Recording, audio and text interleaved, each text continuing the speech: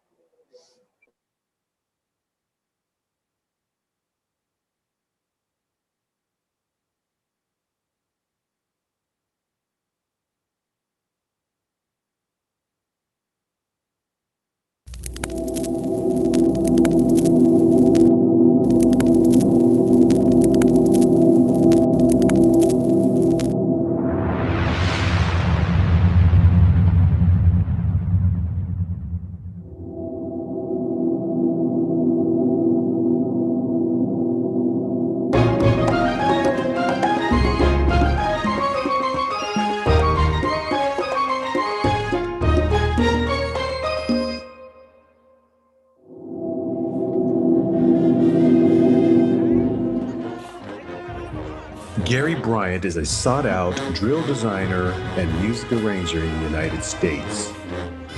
Gary has designed for over 200 high schools and collegiate bands throughout the country. A native of Goldsboro, North Carolina, Gary received a Bachelor of Science degree in music education from North Carolina A&T State University. He began his career in Thomasville City Schools and later Wayne and Guilford County Public Schools. As Associate Director of Bands at Thomasville High School Bands, received numerous superior ratings in marching and concert band festivals. In 2008, the band was crowned the AA Grand Champion title, highest score out of all North Carolina bands at the High Step National Competition in Greensboro, North Carolina. Gary is currently the drill designer for North Carolina A&T State University Blue and Gold Marching Machine. Let's give a Bronco welcome to the Drill Master, Gary Bryant.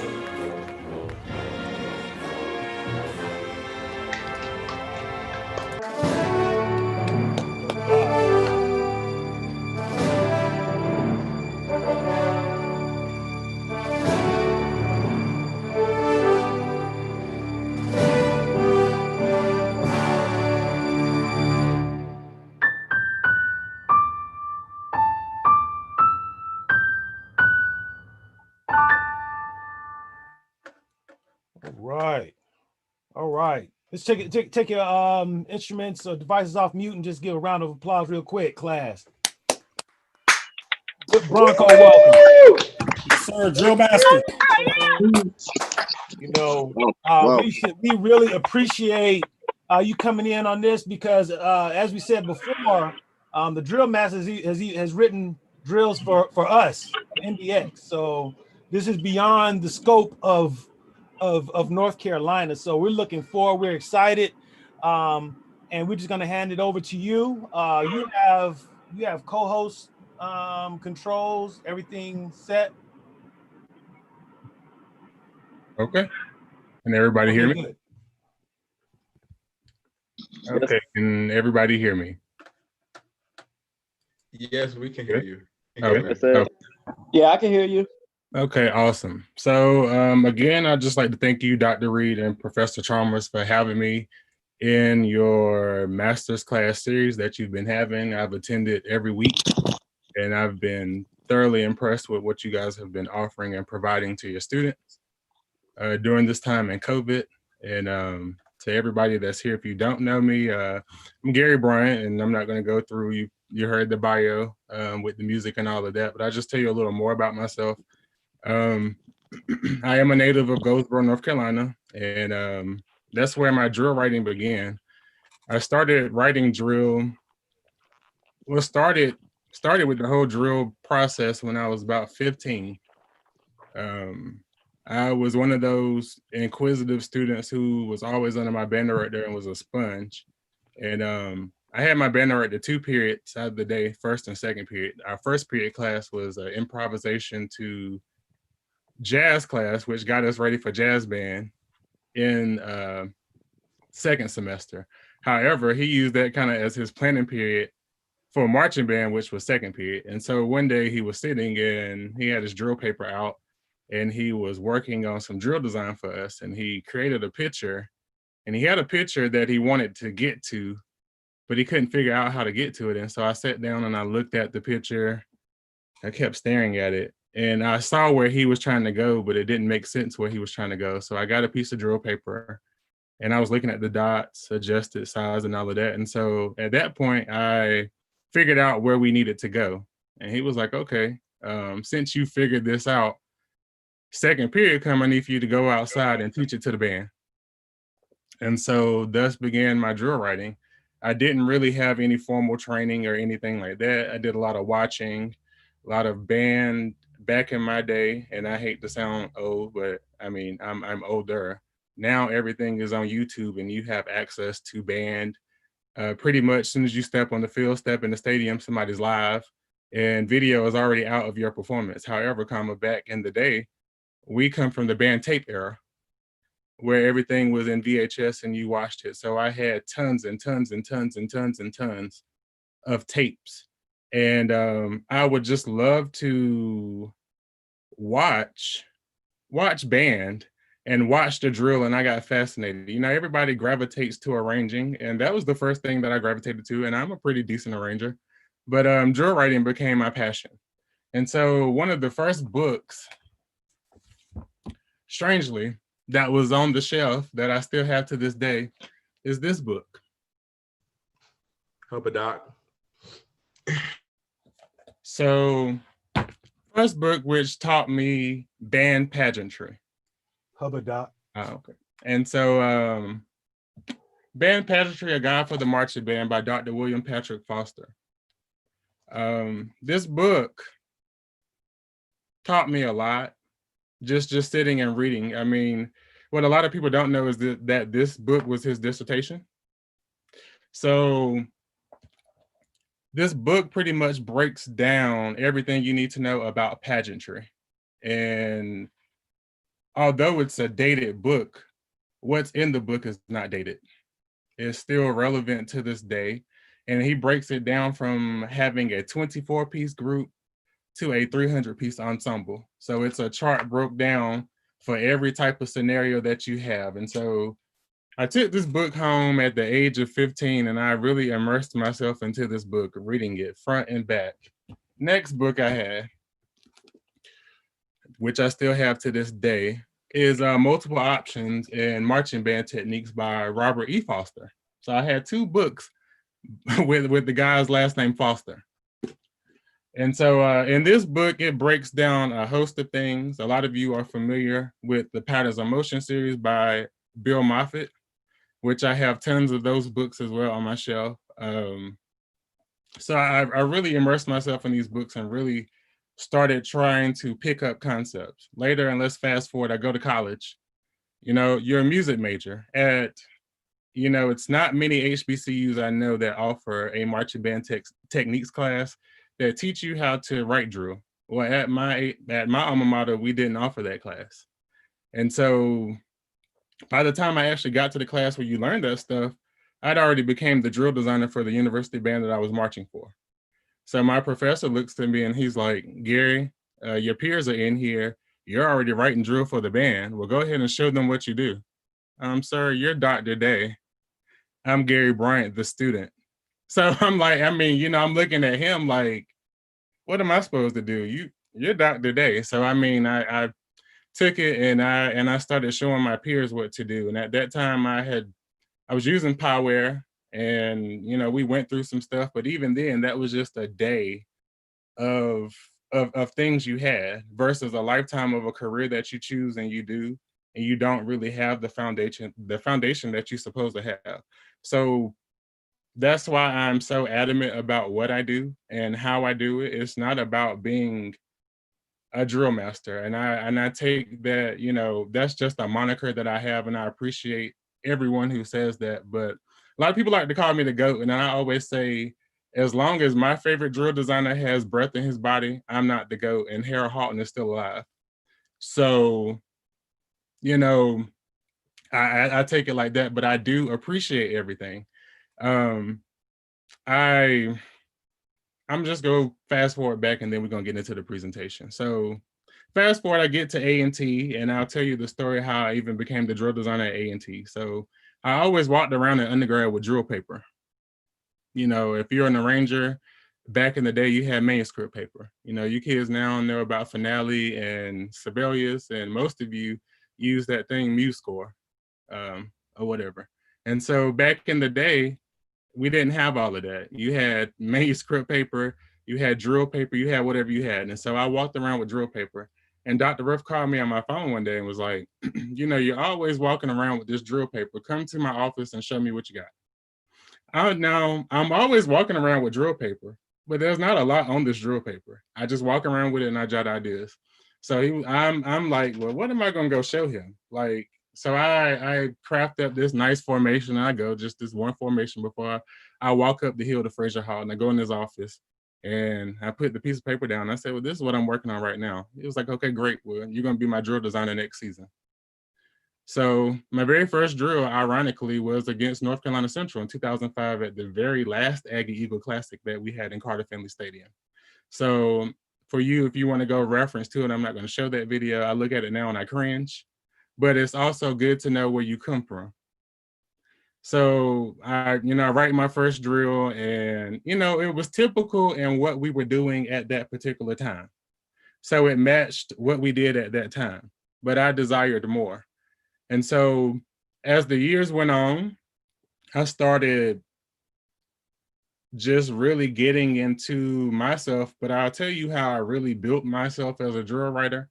I built myself on the high school scene, you know, and I wouldn't be nothing that I am now without all the people who gave me an opportunity.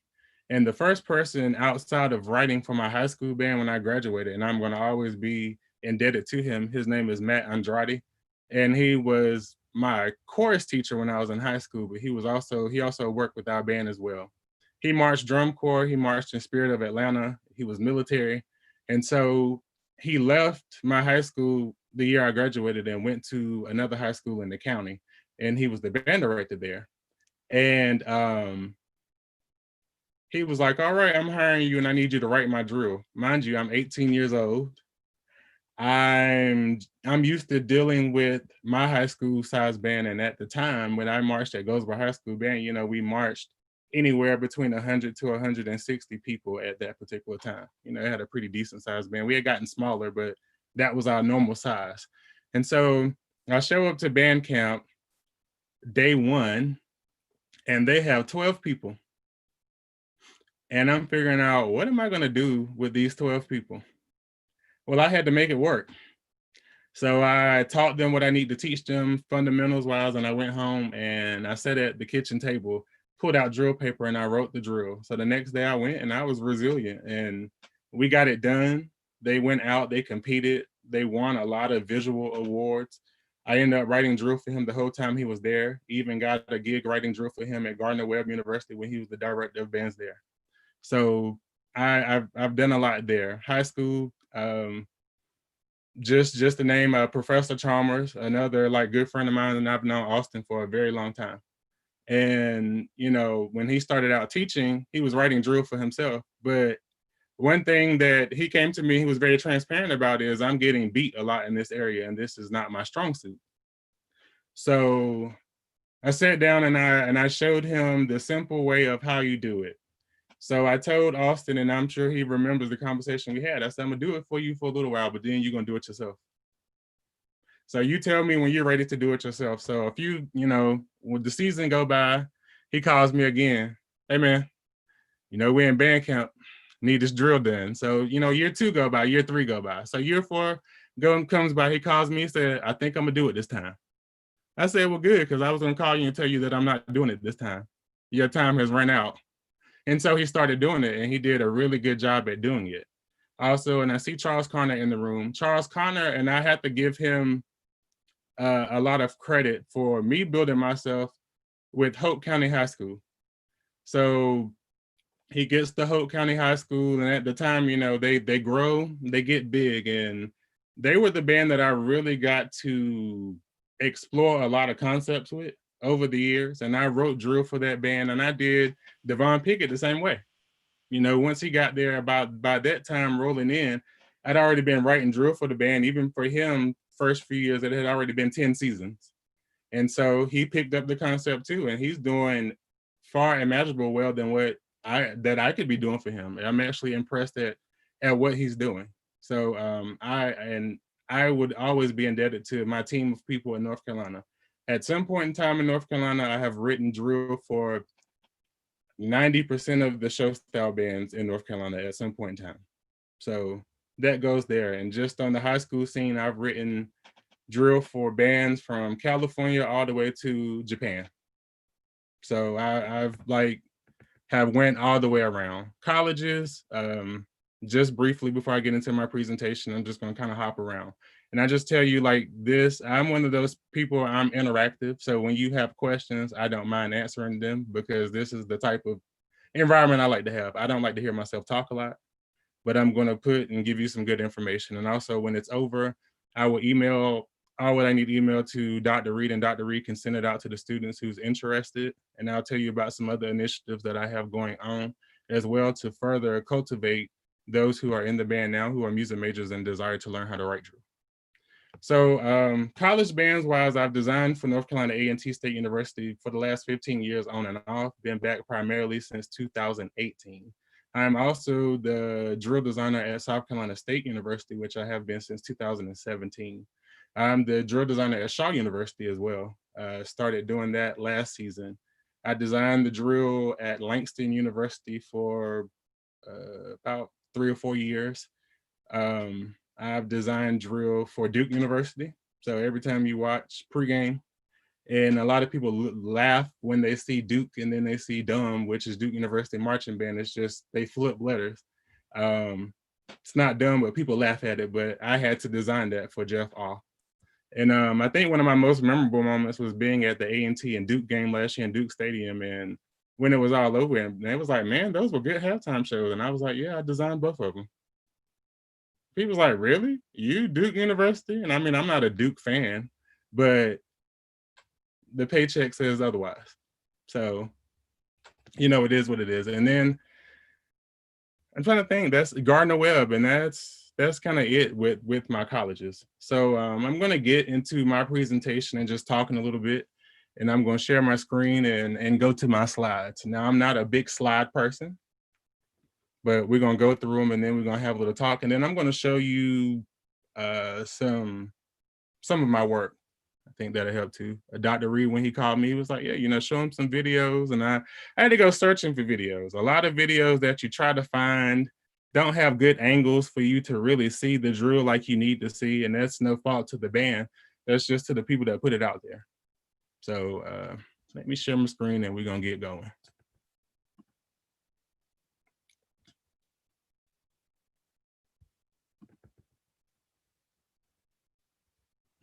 Okay, let me fix something real quick, because as soon as I went to go share my screen, hold on 1 second.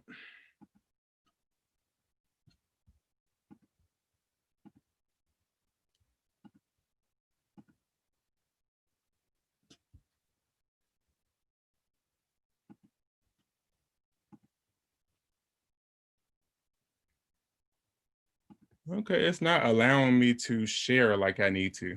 Let me see something.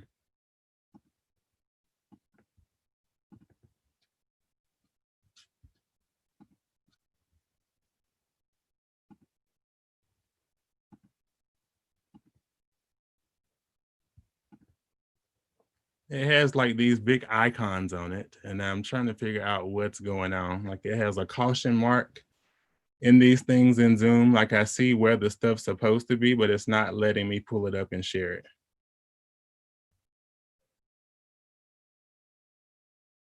Which is crazy. I've never seen this before.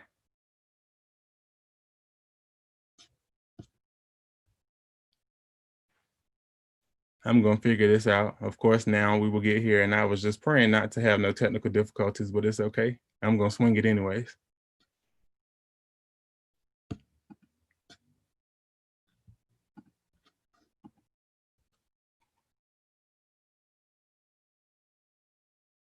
Okay. I need to, okay, my computer updated today before we had this thing. And so now I have to grant my settings to have access to Zoom. So let me fix that one particular moment. Anybody got any questions before I get started so we're not wasting time? Hello, I have a question. I know usually when bands have uniforms that it plays a part in the drill technique. I know that like darker uniforms can like add on to the shadows that are with the uniform or the person. So like how would where like the design of a uniform affect the field show? It just really depends on the uniform, and it's also with the color concepts of a uniform. Sometimes you have to be very conscious of the colors you use when you design a uniform, and sometimes you can't help it. You inherit a bad uniform, and some people design bad uniforms, and some people design great uniforms, but it's really, a lot of times with the uniform, it depends on all the pieces that you have and the directions that you're traveling with the uniform.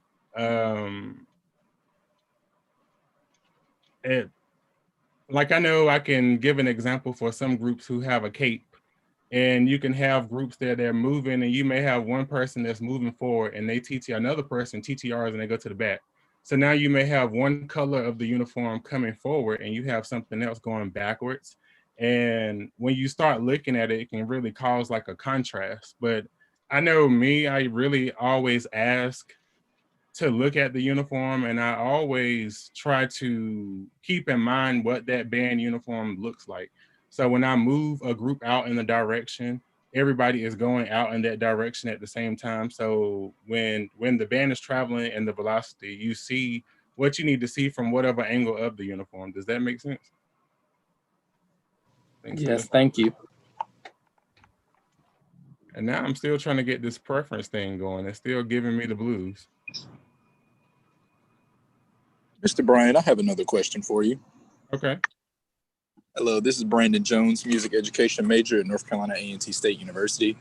I heard you speak pretty extensively about your clientele basis. How do you go about branding yourself and getting yourself out into the market to expand into a broader clientele basis from your more traditional style marching bands to your core style or hybrid style programs? So I'll tell you firstly that I've been doing this like professionally, I'll say, for 17 years. I don't have a website. And every time that I have been called, it has been word of mouth. So it's kind of been under the thing that people have done the talking for me. Because usually if I get a phone call, it's that I called so-and-so and so, and I asked them who wrote their drill, and they told me about you if they didn't know me. And so they called me. And I don't really write a lot of core style drill. The last core style, because it's kind of few far in between. What I really, and I don't have nothing against that or anything. It's just that with core style, I know the clientele in that, and I enjoyed that money, but I really like to be a service to what we do and our craft and bettering our craft. I did it several years. I did it for Andre King when he was at Kinston. I did it for Jared Johnson, who's on the call, who's a dear friend of mine when he first got to Independence High School before they switched over. They were doing both, but I wrote his show there. And like the last core style drill I wrote outside of doing Duke University was Northwood High School. And again, it was like all phone calls. Like even with Duke University, Antoine Bass called me on the phone and it was like, Jeff, I was gonna call you. He needs some drill. And you down the right Duke drill. Like, he just called me real impromptu. It was like a 3-minute call, and then Mr. All called. And so it's really been word of mouth. And I'm still trying to get this thing going, Dr. Reed. I don't understand what it's doing and why it wants to let me share what I need to share. Does anybody have help this old man out, get this thing up? Well, as a suggestion, Gary, is it possible to maybe email either Mr. Chalmers or Mr. Reed and let them share it for you and you navigate it? That is true. Yeah, because you still have host privileges, right? So it's got to be hardware issue on that end, because I even opened up multiple participants and share simultaneously. So yeah, and I got it. Like, it comes up on the screen, and I'll tell you what it says. It says, okay, allow Zoom to share your screen. So I allowed them to, but I'm like, is another screen open? Because now with the update, other screens open up, and it can allow you to open up to select either a window or a separate screen or an application now. So it could be another window that's hidden that opened up. Because usually when you click the screen share screen, another window pops up. So it popped up like it would normally do in Zoom, and it shows me my windows that I have open, but they all have this little triangle in it. And when I go to click on the thing that I supposed to click on, it says allow Zoom to share your screen. And then I opened the system preferences, and I went to security and privacy like it told me to. Let me do that again.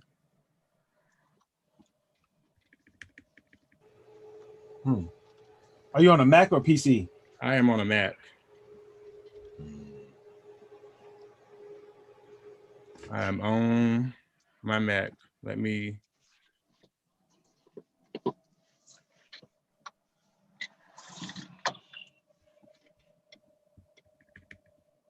Okay, I think I have it now.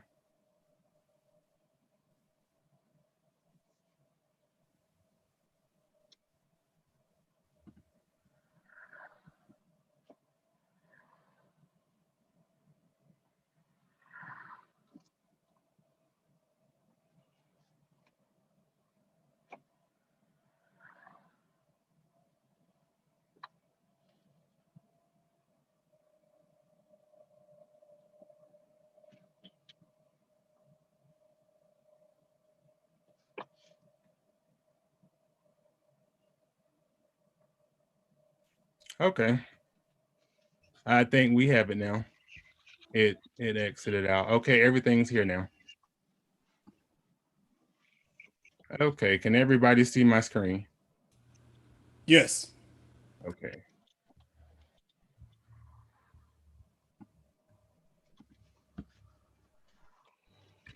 Let's see here. So my presentation is called It's More Than What Meets the Eye. And so we've already been through all the introduction stuff and all of that. So I've already told you about myself. We went through that. So now we're going to talk about getting started. And I do apologize for that. We got it together now, so we can roll. The first thing that I always like to do when I'm teaching somebody how to write drills, them understanding the layout of the football field and knowing like what you're supposed to know about the football field. And I'm pretty sure, I mean, at this point, marching band students, if you're not a freshman, and I mean, you've been in some type of band. So if you've never marched before and you're part of the band right now, we're going to do just a little thing about the field. So looking here and looking at this chart, I always break down to my kids about what side one or side A. Some people don't use this terminology, so I'm not going to get big on the terminology because it differs from place to place. And then we have side two over here to the right, you looking down from director point of view, or to your left if you're standing on the field. And then you have the front of the field and you have the back of the field. And then here we also have our hash marks. And in drill writing, it's very big on knowing your sidelines, knowing your hash marks, and understanding in between your hash marks. So college hashes are different from high school hashes. High school hashes are 28 steps, and college is 32. So just knowing the distance between the hash marks and knowing them and looking at them. And sometimes I will get flipped up and I'm designing drill and I'll always open up Poware and I'm like, oh, Gary, you need to switch to your college hash marks. And Dr. Ruff will be like, you just sent me some drill with some high school hash marks. So just knowing your high school hash marks and just knowing those steps. And some drill paper that you'll get will have them both up there. And if anybody's interested in needing drill paper and want to print it out, I can email you some custom drill paper that has all of this stuff up there. So we're gonna just kind of keep it moving. So things you need to know about the field, we just talked about up, which is moving away from the director's home viewpoint. And I'm not gonna read from this slide, I'll send it out. Down, we talked about side 1 and side 2. Inside is, if you ever hear that, and a lot of this terminology will get into during band camp when you're learning basics. And I don't know, everybody has a different style of how drill is taught. Some people are taught by reading drill charts. Some people are taught by command sheets, and some people are taught like, hey, I'm Gary to move you and you go over here. So everybody has a different way of how they're taught. So we'll just kind of go over that. We talked about the sidelines. The steps, there's 8 steps to every 5 yards. Some bands do 6 to 5. Some do 8 to 5. So, I mean, there's a variety of concepts that you can go through to get to that. But most common, you do 8 steps every 5 yards at a 22.5-inch step if you're marching high step. You have your hash marks, you got vertical hashes, and then your yard lines. So I'll just go through some of the materials that I use when I'm starting and I'm doing my drill writing. So the big thing about getting your process started is having your drill paper. You're gonna need a lot of pencils. I don't know, some of you may use the ones that you sharpen. I am still very old school, so I have an electric pencil sharpener. And I have a whole box of pencils just like that. I took the picture because I ordered them off of Amazon. And I have my back in the day, and I'm pretty sure you'll hear me reference back in the day, and I have Mr. Chambers in here, former director of bands at Fayetteville State University. We always talk about the tools and the pencils and all of that stuff and the erasers. And one thing that Mr. Chambers have, and I have too, and I forgot to put a picture up there, is I have a light board. And what a light board is when it's a board that's built, and my light board was custom built for me by my dad.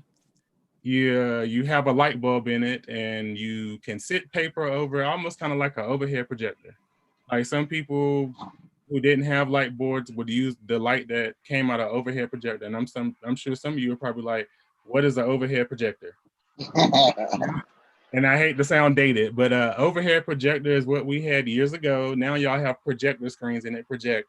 Well, we used to have this little square box thing that we pulled the screen down and it reflected off of a light, and it's what you have as your projector now, but it was just the overhead projector. But that light that comes up will show you what you're writing from page to page. So if you design a set and you're ready to move to the next set, you just put that paper over top of it. You kind of trace what you have going on in that one and then from the next one. So to show you where you are, and then you can do it going there. And that's kind of how you would do it. And most importantly is having your score number 1. That's the most important thing that I have to stress.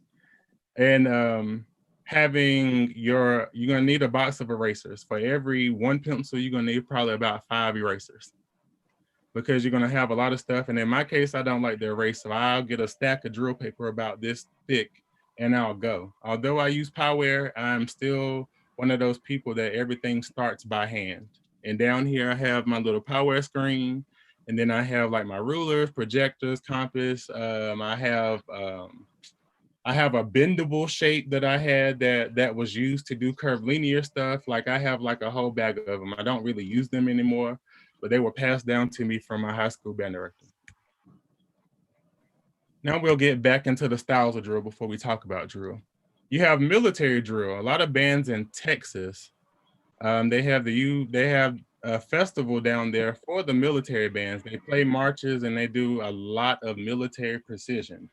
And you'll see a lot of boxes that interlock. They're playing, you're gonna hear In Storm and Sunshine, whatever march you can think of, you're gonna hear them, and they're gonna be doing just very precision drills, not really no patterns of motion. It's a lot of block drill, a lot of step sequences, a lot of like just a lot of parade turns. It's that type of drill.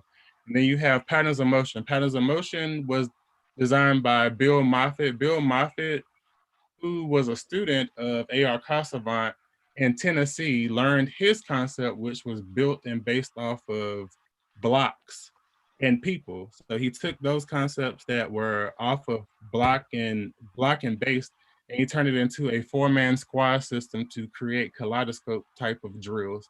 This became patterns of motion, and that was a big system that was really used. It was created in the late 50s, early 60s, and it's still used by, your bands like Southern University, Jackson State. A lot of bands still do patterns of motion. And now you have bands who've taken those concepts and kind of moved forward with those concepts, but that's where that came from. And then you have float and picture animation. So you have your animation groups like Florida A&M, and we have Florida A&M's drill designer in the Zoom, Dante Douglas. And you have you all, Fayetteville State University, who does a lot of animation or do float type of drills where you do that type of system. And then you have curvilinear drill and you have freeform. So you'll get into the curvilinear freeform stuff more with course style drill. So things that you want to keep in mind when you're putting your drill together. You want to keep in mind your audience. Like, first of all, just knowing your audience. And I broke it down with high school and college. So high school is kind of different when you're designing high school because you have a lot of things that you have to take into account for. With high school, with colleges, you prepare for a Saturday performance. You may have a battle of the bands here or there, a Honda or some type of invitational, but you prepare a show for Saturday for a crowd of people. But for high school, it's a little different. For those competitive high school bands, you have your Friday night type of situation. And then a lot of you who marched in high school bands, you do what on Saturday? You go to competitions, right? So you know that some of you may have did more than one show where you had your show that you did on Friday night, and then you had your competition show that you kind of floated during the season. So you have to keep in mind those two type of audiences. And so on Friday night, you have to be worried about if you're one of those bands that do a pregame show, you have to have pregame design. And then you have to think about Friday night entertainment, which is your crowd, versus the Saturday competition, which in some bands, if you are a smaller band and you're going on first in your competition, you don't have a crowd. So the only people that you performing for is the adjudicators. And so you don't have a crowd. So you have to still be wild, dazzling with nobody in the stadium. You have to keep all that stuff in mind when you're designing a drill. College is a little different. We do pregame.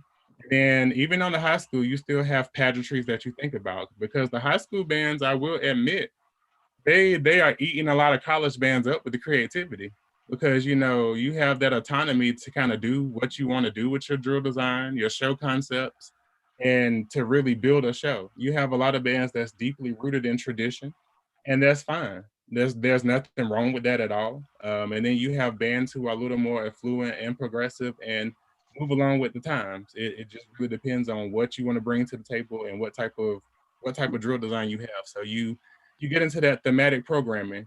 When you go to college games, you'll have the halftime sponsorship where you got to stop or you got to put something in your halftime show because this halftime is sponsored by McDonald's and they're giving the band X amount of dollars to do this. So you got to make that them golden arches. And then you got to think about the presentation, pageantry. And then also in college, you have very restricted times for your halftime to make a show go. There's sometimes and you may have 6 minutes to do a show. You think about all the parts that go with your show. You've designed a drill, you got a dance line feature, you have a ballad, and you got a dance routine. Where in those 6 minutes, something's going to have to give. Or you're going to have to really design a show that's truncated in that whole particular time period that, well, I got 6 minutes and I need to make the best of what I'm going to do. And how am I going to do that in the 6 minutes that I'm going to do that? Like, what am I going to do? Am I going to barbecue? Am I going to mildew? So there's a lot of times that Dr. Ruff will call me on the phone and say, hey, we're going to XYZ. We're only getting this amount of time. I need to cut the drill down. And so we'll have to go through the arrangement and chop and do what we need to do, and then go out to the field and make it happen. And then you also have to think about the emotional appeal. That's really big in connecting with your performance and what you're getting out of the performance. And that's making the connection with the performer, the audience, and the adjudicator for those groups that compete. And now I'm talking about high school drill. And also just having the integration of your auxiliary units to complete the programming. You know, there's a lot that will make or break a performance, and even drill design with bad staging, bad auxiliary placement, and all of that stuff. They can either help or hurt your drill and enhance your formations. So now I'm just going to get into showing you some work of what I do, and then we'll get back in and just talking about a few things, and I'll show you. So the first thing I'm going to show you is what I consider probably the most hybrid thing I've ever written. One of them, I won't say most, but I didn't write this for anybody in mind. A lot of times with my drill writing, I will just sit down and I have ideas that just kind of flow out of me, and I'll put them down on paper or on Power. All right, does everybody see my screen okay. And so I wrote this drill probably back in, I put the video up, but I wrote it around 2015, 2016. And back in the day, a lot of bands were good with playing the Jensen pieces. They were real big in marching band. You know, if you had a small band or a big band, you were able to get a very big sound out of your group. I know Hope County did some in their past when they did Flight of the Condor, Payload, stuff like that. I know Fayetteville State used to play España, different things. So a lot of bands have played these, and even at E.E. Smith did a drill for Aztec Fire. So they, you know, keep those pieces alive. So I took this piece, Stingray, and I wrote what I thought would be a pretty good mix of the two. So I'm gonna we're gonna check this out.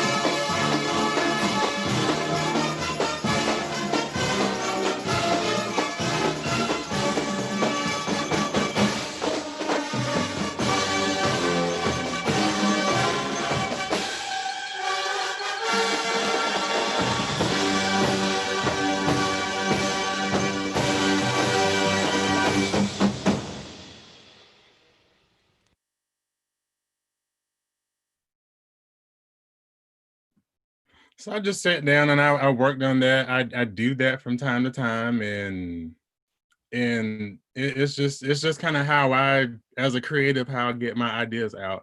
Anybody got any questions, anything about that drill?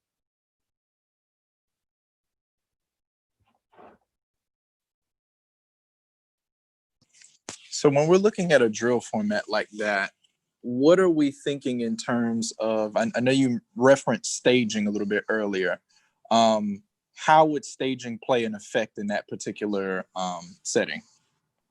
Well, staging is going to play an effect for everything that you do, because staging is going to make or break a group, how you place your instruments on the field. And that's something that I was actually getting ready to get in and talk about. So I'm glad you brought that up. Staging is very key. That's one of the most important things to drill writing, is good staging, because again, that makes or breaks a group. You know, you have to think about like-minded instruments that go together. And I like to think about everything from the standpoint of how everything goes sonically. So I think about the rhythm section, and I talk with my hands a lot. So in the back, think about your percussion. And then by the percussion, I always like to keep the tubas by the percussion, because if I feel like the pulse and the timing is going to keep, if you're listening around, everything else around that is going to happen. And I always try to think about keeping my brass center, and I keep my woodwinds on the outsides. And it's really a preference thing, because people have their different preferences on how they like. And a lot of times, honestly, with staging, before I even stage a drill, I will put a band out in a formation, but I will stage them in that formation how I hear things I want to see, and I'll just play with sound concepts and move them in different directions, and I'll hear the sound and how I want to hear it and come out. And so then I'll go back to the paper and say, hey, well, I want to put the trumpets here. I'm gonna put the clarinets over here, the piccolos here, and I'm gonna do that. But that's my big thing with staging. And let me look at the thing. How many members, not including auxiliary? That was a 80 block. So Quentin Jordan, who asked that question, and thank you for the compliments from Dante and Mr. Chambers and Jared. It's one of my favorite things that I've written. Like I sit down and I think about a lot of the high school groups and where they go. And a lot of people, you know, have started going to the more hybrid approach. And so that's kind of be like, you know, everybody finds their niche. Although I do a lot of drill writing, I'm really kind of finding and weaving my way into this whole hybrid style of doing drill and merging the two. And it's not more so of trying to make a group look core style or anything like that, but it's really of me taking a lot of those concepts and making them relevant to what we do. And it's all about, honestly, how I'm going to get the best sound out of a group, and how, because drill design can also kill a music score, or can kill your music in general. Like if the staging, you're in the field, we'll go back to the staging. If you're having instruments that's not placed together and you start falling apart, you start having phasing, that's going to really hurt your music. And then like two, if you have percussion that's scattered all over everywhere. I've seen some bands who they march percussion in very strange places in different spots. And you may have your cymbals on side A of the field. You may have the tenor drums like on the second company front on side B of the field, and then you may have your tubas in a whole nother section. I've seen it. Austin, you laughing, but you know you've seen it too. Like we've seen stuff like this, and so as soon as the show starts, everything starts falling apart. And then if you are a band director at the end of the competition, you're like, oh my God, how did I get this score? And I'm just like, I have to recant back to you like what's going on and how it was staged. So I always try to write a lot of notes about that if I'm adjudicating. And those who didn't know, I adjudicate a lot. I spend every Saturday now during the season. I don't even get to enjoy a football game, because every Saturday during the marching season, pre-COVID, I was judging marching band competition. Now we're in COVID, I'm not doing anything. And it's strangely for me to say today in November that I have not written a drill all season. I have not. The last drill that I sat down and actually wrote was drill at Honda in January, before Honda. So January, the early part of going into Christmas, coming into the first part of January, that's the last time I wrote a full complete drill. Like now, it's just kind of been, I think I'm like in a, like, wow, this is the first time in over 20 something years that I have not done anything band related, had to write a drill. I mean, I've been doing a lot of virtual stuff, but I haven't written anything. And so I need to get out of that and actually sit down and write. While I'm also showing videos, I'm going to kind of show you a different side of what I do. And so I'm going to show you a little bit of my core style work. Mr. Bryant, I have a question. Yes. What the thought process for a student who wants to do drill, because they're looking at all the things that you're presenting, you know, what would you tell a student the process is in wanting to do drill? You know, when I was in school, as I told Professor Pratt, we had drill design in college. But what if a student does not have, if you don't have it at university, what would be the thought process of just sitting down and learning? So you have a gift, but what about that student who doesn't really know how to get started? So one thing that I would say to the student that wants to get started is, you know, first of all, go out and seek people, because when I was young, even though I was doing it, I really sought out people because I wasn't getting it where I needed to get it. And I could sit down with Dr. Ruff, but I went and sought out people that I need to see. Like the first person that I really had an in-depth conversation with drill writing was Mr. Halton. So I sought out, it was something that I was interested in. And so I started gravitating to those people that I knew who did it, who didn't do it. So when I was in college, Dr. William Smiley, who was best friends with Mr. Halton, said, well, you know, you walk around with this drill paper, I'm getting ready to put you in contact with Halton. And so we had a conversation, and it was at a Honda Battle of the Bands, and I sat in a restaurant in the Marriott Marquis for 5 hours and talked to Mr. Halton about drill. I mean, we sat down, he brought me chicken wings, we sat, and this is a story, the first time I ever had ranch, because I didn't eat ranch. Ranch wasn't a thing for me, so I always tell that story with ranch and drill writing. But I sat down with him, and I just, you have to make yourself a sponge. If you really want to learn something, you really have to make yourself a sponge and soak up the knowledge wherever you can get it. Because even still now, as being a drill designer who's been doing it for about 20 years, I felt like I need to grow. And so I even sought out some help this summer with a professional who's been doing it for over 50 years, that runs the clinics that do them every summer. And I was paying this man $100 an hour to get, right, you raised them eyebrows, right, to get drill writing experience. Like, I mean, you do what you got to do, and I'm not saying for you to go out and do that. And this is why, and I'm glad you asked that question, this is why I bring up my initiative that I do now. Quentin Joyner is in here, and I have a few other people who are in here who did the initiative with me this summer. So I had you see me now, people who follow me on Facebook, The Spill. The Spill is my company that I own, and I've decided to make myself more marketable and branded. Like Brandon, you asked me that question earlier.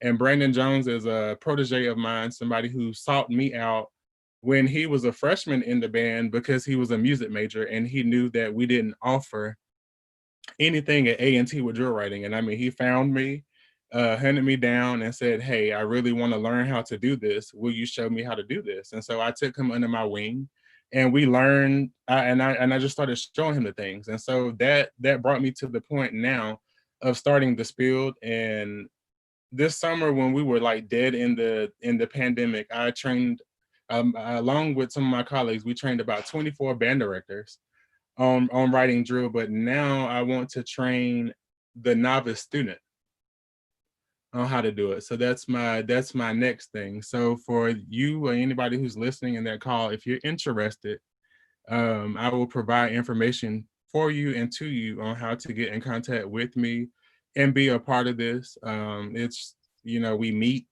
there's assignments just like that. I don't require a lot of your time, but if you're really serious about wanting to learn and wanting to do it, come and see me. But please, and I will tell you this, people who know me, I'm very blunt, do not waste my time. Do not waste my time. I don't like my time wasted, and I'm not going to waste your time. I'm going to pour into you what was poured into me. And like I tell a lot of people, the stuff that I got, it was passed down to me. And so I want to pass it down to people too, because I can't sit on gifts, and I'm not God's gift to drill writing. I'm not. I still think I'm very mediocre, actually. And that's why I always desire more and reach out more to do more. And I'm even ashamed of myself to even say that this whole time I haven't written any drill, but that's going to change. I'm actually going to write one tonight because I feel motivated. But for anybody who wants to join that initiative, I will leave my email address where you can reach me. I'll give all that information when I send this stuff to Dr. Reed. And if you are not a student at Fayetteville State University and you're on this call, feel free to reach out to me if you want to learn. But I'll be kicking that off sometime after the Thanksgiving holiday, going more and so into December, where you kind of have a break and wind down and you can just focus, and we'll just kind of hit on it and learn some things. And another thing too is when you also come, you have to come with an open mind and come with pencil and paper. A lot of people always really want to learn how to do it and see it happen in Pieware, and it don't always happen there, because if your computer shut down today, what would you be able to do? Would you be able to sit down with your drill paper and make something happen? Or are you gonna sit there and tap it and keep waiting for it to come on? So you got to know the mechanics of it. And that's why I put that, when I put the materials, I didn't talk a whole lot about Pieware. I put the drill paper up there, the pencils, the erasers, because you got to really go in the mud, learning it that way before you can ever get to Pieware. Because Pieware or InVision, which is another drill writing software out, which I also have, I've not really started using it. I'm kind of learning how to use it now. That's a whole nother beast that you have to climb. And if you go into that and you already don't know or don't have an understanding of drill writing, you're going to struggle there because you don't understand it on paper. It's almost like arranging.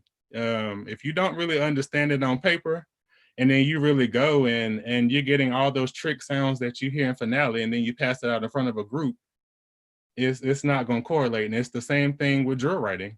If you can put all these fancy shapes on the paper and stuff like that, but if you don't have an idea of how you're going to get to them, the mechanics of getting to them, and then how it breaks down, you just got pretty formations on the paper that's undoable.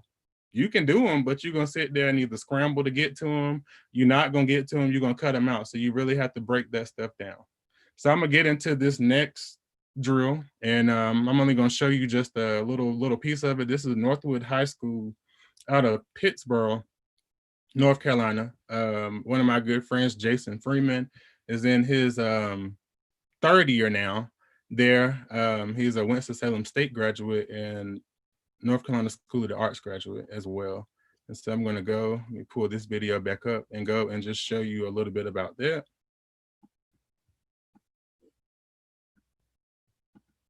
And any other questions while I'm loading this video up?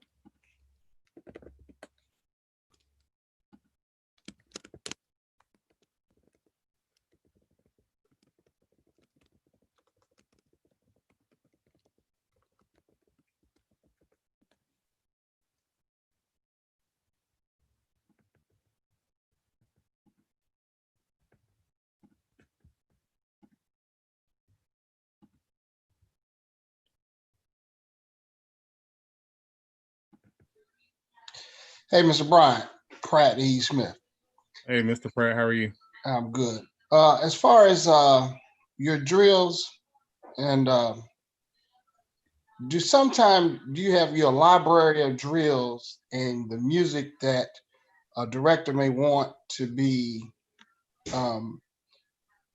performed that season? Do sometimes you just grab that song and see if it can fit and kind of adjust your drill for that particular piece, or do you just do a completely new drill? Of course, it's based off of numbers as well, but sometimes would you be able to have like a library of drills you've written and make it fit for the director sometime? Yes and no. I really pride myself on writing custom things for the group, because I really feel like at that point in time, what I had, now I have done that before. Case in point, I used the old drill that I wrote when I was in high school, and Hope County performed it. I just pulled it out. It had never been done with people, and they happened to be that size. But even then, I had to go and edit it. So it was like by the time I was done, it almost felt like I wrote a whole new drill. But I do have drills, and I will maybe reference and go back and look at formations. But a whole drill Not so much. I mostly do I do custom writing. But I do have drills, but a lot of them, they're not really size-wise. Usually they're never adaptable.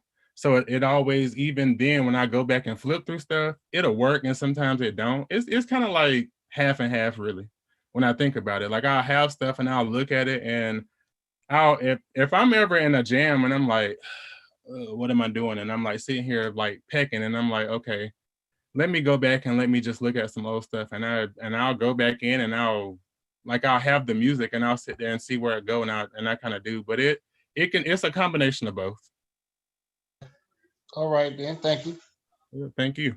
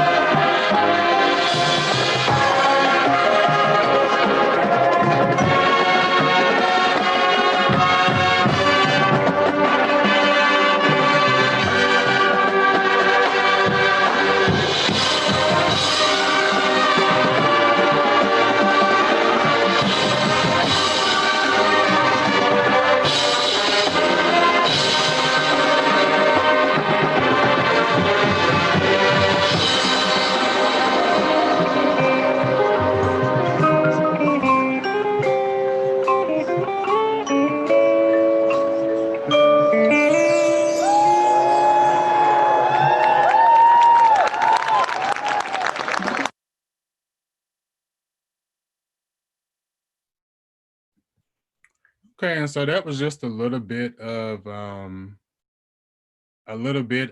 the video, and I know it might have did some lagging. I know sometimes it lags back and forth on Zoom when you're showing stuff, but that was a part of Northwood High School's 2018 production of Around the World in 7 Days. And it gets me to my next point, and I'm just going to be brief on it. And it's a big thing is you really have to do a lot of score studying when you are designing drill. It's very important to study your scores when you're designing, like sit down and really understanding what's going on musically in the score, what parts are doubled, like all of that plays in a part, because that plays in a part when you are back to that staging that somebody asked about that group. So you really, and one thing that I do, I always keep my scores handy by. I have a production sheet that I use that I really just kind of outline my drill of like, this is going on here. And this gets me into like the whole mechanics of the contrast of drill writing and the whole levels of it. There's so many levels to your drill writing, and it has to have layers to it. You don't want a drill that just visually feels like it's the same the whole time. And sometimes it becomes hard for me to commit to some shows sometimes because I don't like the music. You know how sometimes when you're in band and if you don't like a song, you don't play it that well. You know, y'all all have that one song that you play in band, you like, ugh, as soon as it's called, it's like that. So I really have to, because our average writing 40 something shows a season. And by that time I've heard really great arrangements and terrible arrangements, but I'm still a professional and I have to do what I have to do regardless of the fact. So I have to make the best out of the situation regardless. And so I have to personally take myself out of the music piece, but you have to be very in the music, because the best thing about it is the one important thing that I like to do is I want to make sure that the group sounds its best on how I stage them and how I put them and how I design the drill. I don't want to put more on them than they can bear. So anytime when I'm having that conversation with a director, I asked a lot of questions, and directors up here who I've written drill for, they know the questions that I ask. So I will always ask, what's your strong sections? How weak is the trumpet section this year? How strong are they? Because a lot of times the trumpets carry the melody a lot. So if I know you don't have the strongest trumpet sections, I do a lot of drill around them. They drill, but it then becomes I have to play to their strengths and weaknesses. Because there's been times where I just wrote a drill and I didn't ask, and then I'll see them in competition and I'm like it didn't work, like, you know, or it worked, but the kids they didn't have the endurance to march the drill, because by the time they were hitting the formations, they were winded and the music suffered. So I always want to make sure that the music is the most important thing that's being paid attention to when I'm designing the drill. And I just kind of take what's there musically, I put it out with the drill.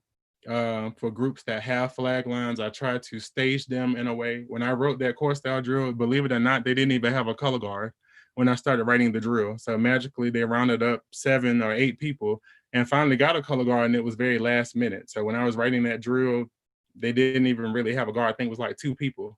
And so we was trying to figure out what to do with that. So I'm not necessarily pleased with the staging of the guard in that, but it was kind of what it was at that point. You know, I had to do that, and that happens. Also too, another big thing in drill writing, like when I talked about the layers, is just really understanding how to maximize your field. And even with smaller groups, you know, you get small groups sometimes they are afraid to be daring.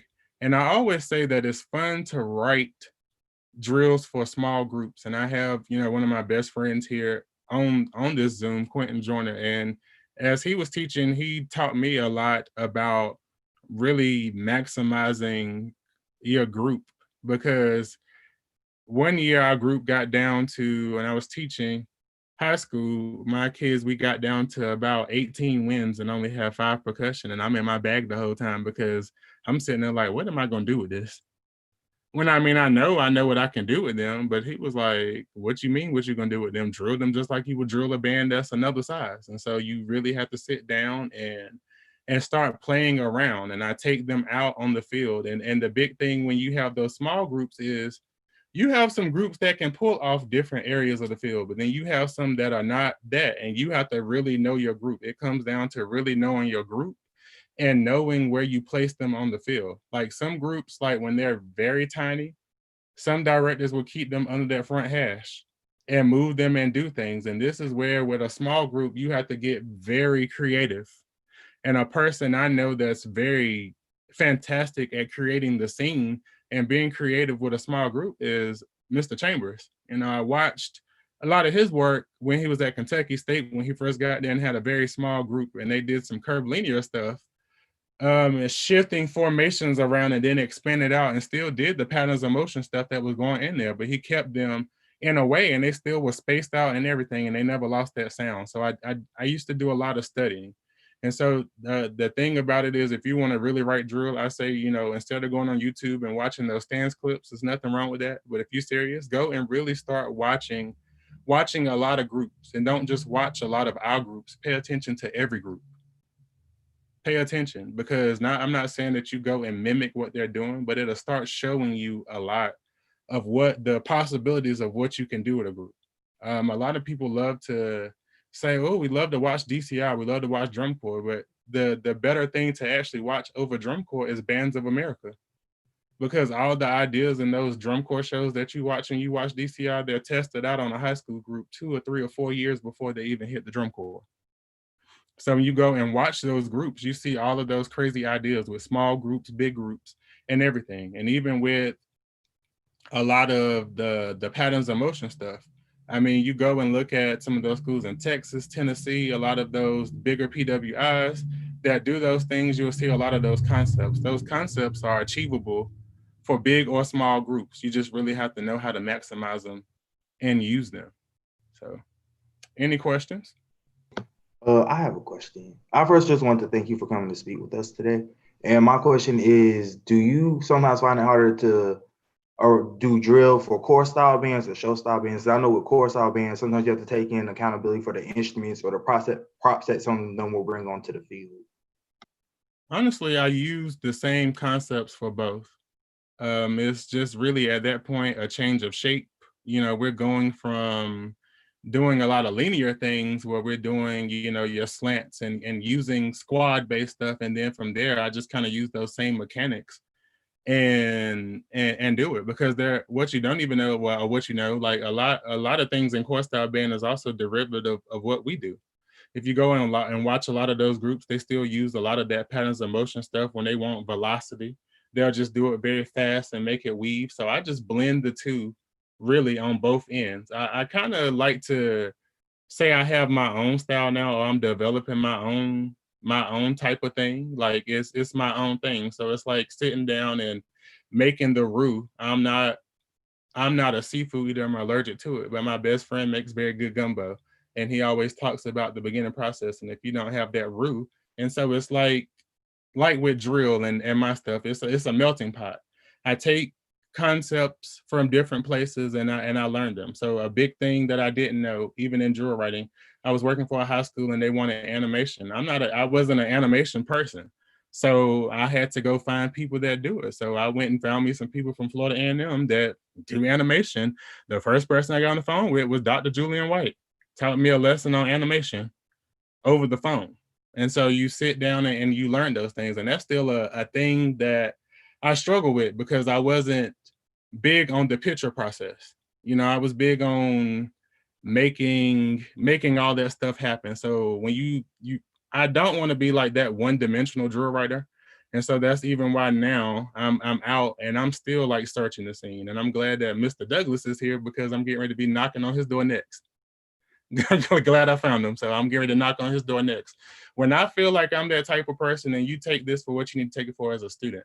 And I feel like, because you're always a student. You're always a student. Dr. Reed was just a student before he became Dr. Reed. So we're always students. And there's always something for you to learn. When you feel like there's nothing for you to learn no more, then you don't need to be doing it. You need to go ahead and sit down, because you're not coachable. And so it's always me learning. And now at almost, you know, I'm at the pivot where I'm going into my 40s now. And it's like, what you gonna do to make yourself great? You don't want to be that one trick pony. And I don't like to look at my work and say, well, this look like what you did 15 years ago. So you always got to move with the times. And for you students out there that want to do it, always keep your brains open and always be that sponge. Like, go and talk to Dr. Reed. He has a lot of knowledge, which and if you have not picked up, y'all been there, it's very quirky. And he has a lot of knowledge that he knows. Like, I enjoyed the time. Listen, we had a ball. I sat beside him in the press box when we was judging.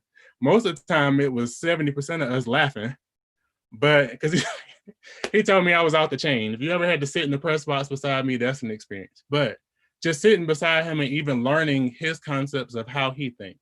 I have many people that I call, even people that I write drill for, because it's still something that I have to learn. So always be that sponge that you need to be, and you'll go far. And I'm here as a resource. I don't shut myself off. I'm not that person. If you inbox me and say, hey, I want to learn, I'm not gonna be like, who are you, or nothing like that, because I was that same young, ambitious college student that sought out the people that I needed to seek out. So I went and had the conversations with your Harold Haltons, your Isaac Greggs, your Julian Whites. I had a conversation with Dr. William P. Foster when I was at FAMU band camp years ago.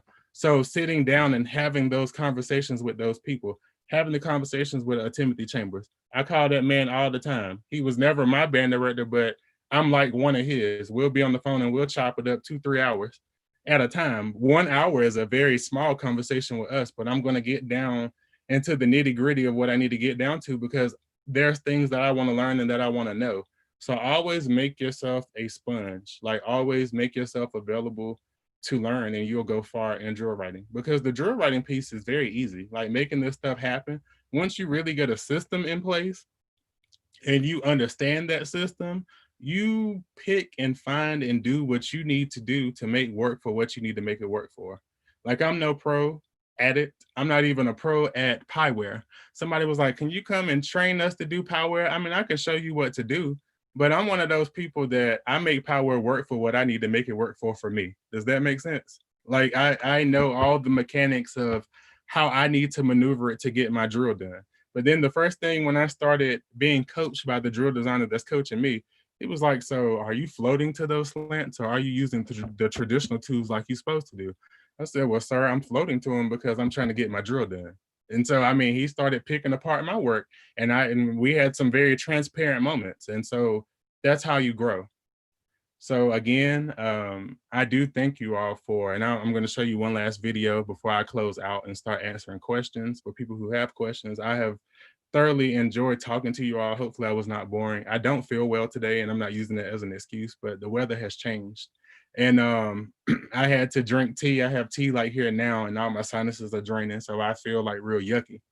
But I've thoroughly enjoyed talking to you all, and Dr. Reed and Professor Chalmers, like, thank you for having me here and giving a platform for drill designers to talk on. A lot of people don't give us that platform. And I'm not saying anything about arrangers. Arrangers always get the platform, because somebody's gonna always ask, well, who wrote that tune, or who did that? Nobody ever cares about who wrote the drill, because a lot of times people don't even care about what you make. But we are out here, and it's a lot of us out here, and it's a lot of us of color who do that for you, and that's out here for you. So for those of you who are at your schools that don't offer marching band techniques and stuff like that, reach out to us, guys, because we're out here. I know next week, myself and Dante Douglas and Stan Holloway, both of them are Florida A&M graduates, we're going to be doing some collaborative work, and we'll post some information about that for people who are already writing drill. We're going to collab and just kind of bounce some ideas, but we're getting some things kind of brewing up and getting out there, because it's a new day,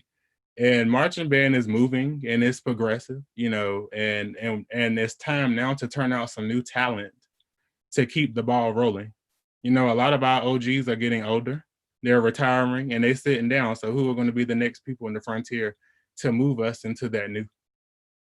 So I'm going to show you just a little brief video from our Honda performance in 2020. I was very pleased with the way the drill turned out. Was it as clean as possible? No, but we made it work for what we did. You know how the weather is in January, and you got to do what you got to do to get what you get out of it. So again, I have appreciated the opportunity. Let me pull my video up because it closed all my windows down. But anybody have a question while I'm loading this video? Because I still like to keep it moving.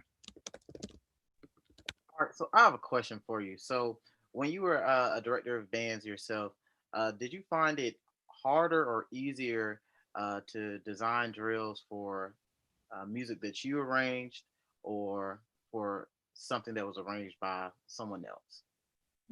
Because I mean, a lot of times I've played pieces, did music that was arranged by Mr. Chambers, anybody, whatever was working. I mean, I put myself into it and write the drill.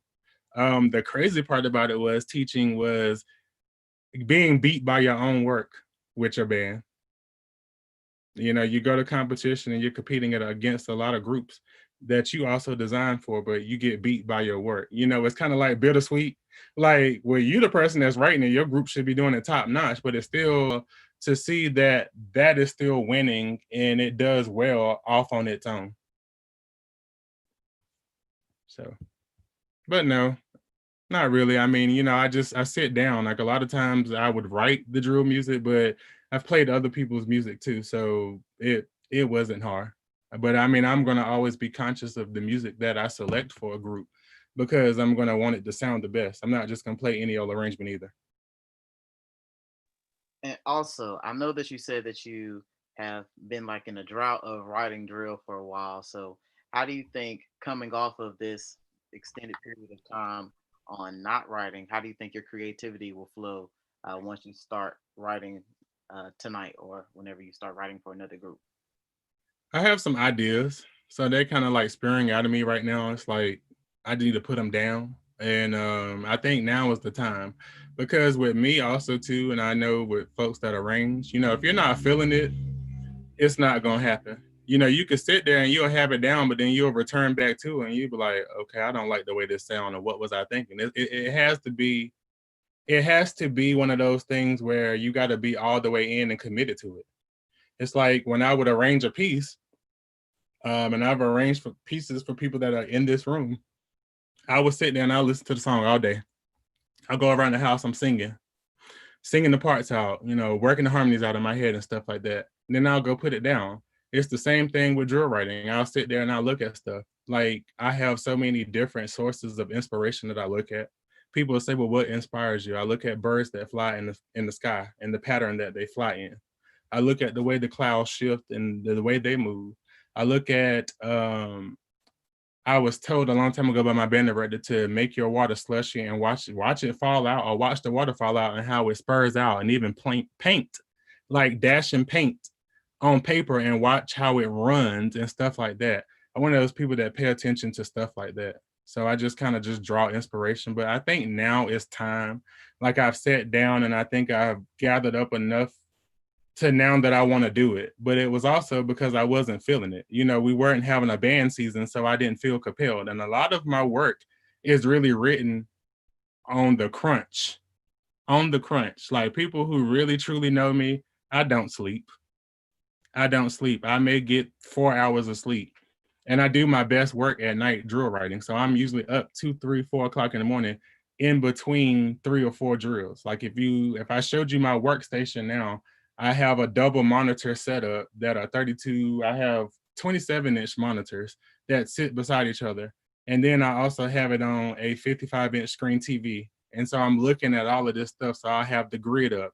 I have the score up on one of the monitors. I'm looking at all of this stuff. And so I have my station, and I'll have my MacBook here with a whole nother drill pulled up, because I'll take a break on one show and say, hey, well, I'm kind of exhausted on this show for a second. Let me take about an hour break and I'm going to go work some on this show. But I pride myself in a drill designer of being able to turn out the results when I need to. That's one thing that I've stood on my word. Somebody called me and say, hey, I need a drill. I'm turning that drill back out to you. And I did it for Austin before. Austin was in something and I needed it, and like they were in camp. And he was like, yeah, man, well, you can do it by next week. I said, Austin, I'll have it to you in the morning. And so you know, if you get an email from me at 5 or 6 o'clock in the morning and they know, and I'm sending you a text, because when I send out my drills, I send them out with all of the paper, and then I send out a video so you can see what's going on, how you can see it, like, so it could be very dummy proof on you teaching it. The thing that I like to pride myself in is making rehearsal time lessened and not having to waste a lot of time on teaching a drill. You don't want to be outside 2, 3, 4, 5 hours spending beating your head against the wall with drill. You want to also, you can still get difficulty in, but the thing about it is it goes back to band camp and what you're doing with your maneuvers and your basics. If you train your band to do everything that you know that you're going to throw in a drill in that fall during band camp and really drill that stuff, it becomes second nature to them.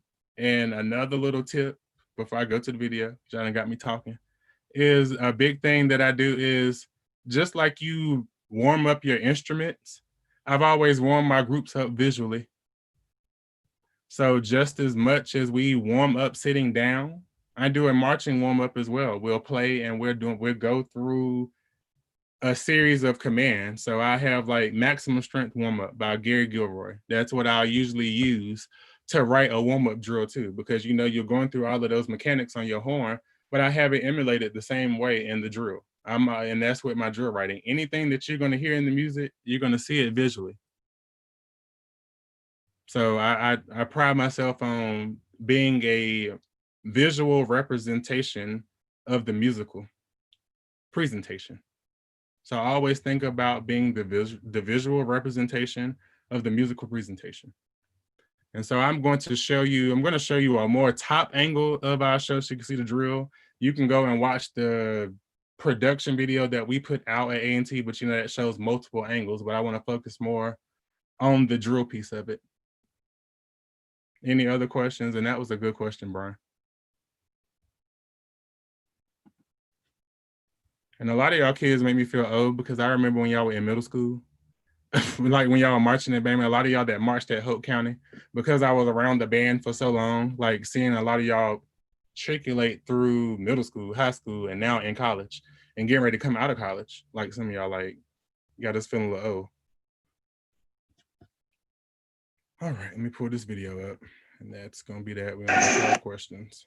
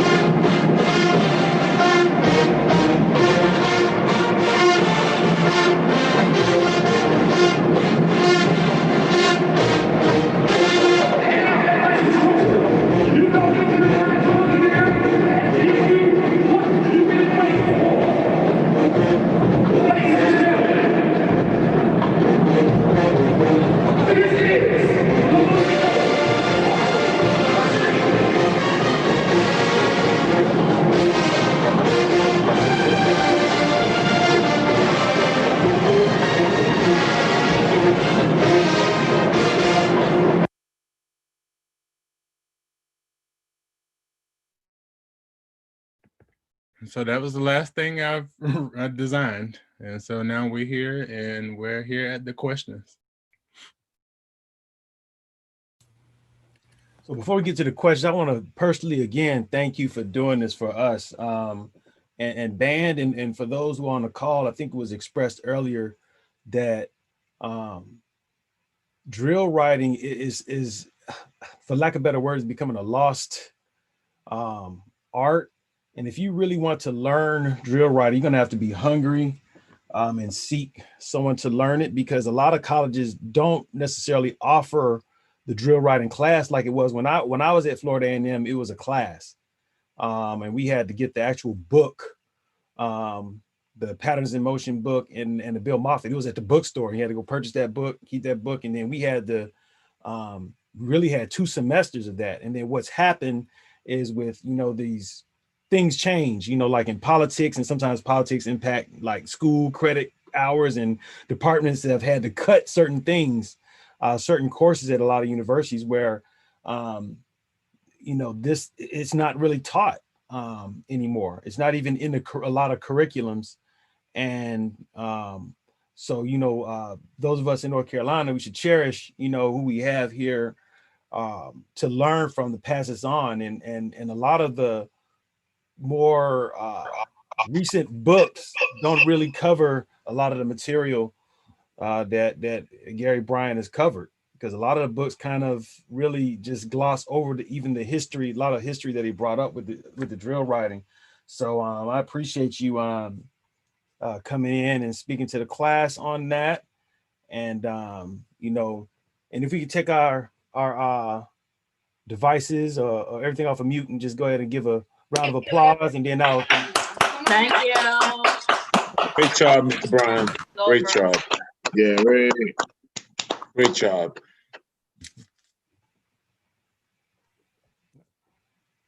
Thank you. And thank you for just having me. I've had a ball, like I said, just going through all of this, sinuses draining, and then having that whole technical issue. And don't y'all be talking about me and having memes about me later in y'all groups. I know how y'all kids are. I do too. Uh-huh. Oh yeah. Hey Gary, I was gonna say, I appreciate your assistance and work that you did for me when I was at Westover High School. But two things I wanted to say. I really appreciate the humility that you have, and also some of the things you were saying about being a sponge and about continuing to seek knowledge no matter how old you are. It's almost like the endless knot, so like knowledge is infinite. So I really appreciate that. Also, too, another thing you were talking about when you were emphasizing score study with your drill writing. Another something that me and Reed talk about was everybody want to get on the podium to conduct, but don't nobody want to do no score study. Right. Or everybody want to arrange, but don't nobody want to study orchestration or counterpoint, or some of those baseline fundamental things that you should know. So I really appreciate you speaking from those points and understanding the process. I think sometimes we get the microwave mentality. We put a drill into the microwave for 15 seconds and it come out, and you're supposed to be getting calls and getting paid to write drills. It doesn't work like that. So it's the same exact way. So I appreciate you emphasizing the score study aspect of it, the hard work aspect of it, the ability to being able to seek knowledge and go and ask questions and not trying to be a know-it-all. When you get a little bit of praise from someone or acclamation. So we really appreciate that. And your work is known clearly across the nation, and also too even overseas. So your work is very appreciated. Another thing too is I had a question, is that when you do write a drill, and I know just from our relationship, but when you write drills for directors, do you give them the autonomy to make adjustments, or is it kind of like what you write, you don't really want it to be remixed or placed differently? It's almost like that thing that Erykah Badu said a long time ago. Keep in mind, I'm an artist. I'm not sensitive. But no, I'm one of those people that once I've done a drill, I'm not committed to it anymore. Because I have moved on to so many And a lot of times the drills are performed the way they need to be performed. But I have had some people, I mean, sometimes you have to change it and you have to make it work for your group, because there's sometimes that you may make some cuts out of a music. I've had some directors who have called me to make that, but a lot of them are just kind of do it on their own. And I mean, at that point in time, you've paid for it. It's your property. um, I mean, I designed it, and I mean, I still have it or whatever like that. But I mean, it's been one of those things. I don't think there's ever been a time. There's been like one time I saw something that somebody did that didn't make sense, and I was just like scratching my head, and I told them about it afterwards, and they didn't do it again. But I mean, like I'm very vocal about anything, and it's just one of those things. I mean, at that point, that's why I tied in about it being written to the music, because I specifically write your drill to the music.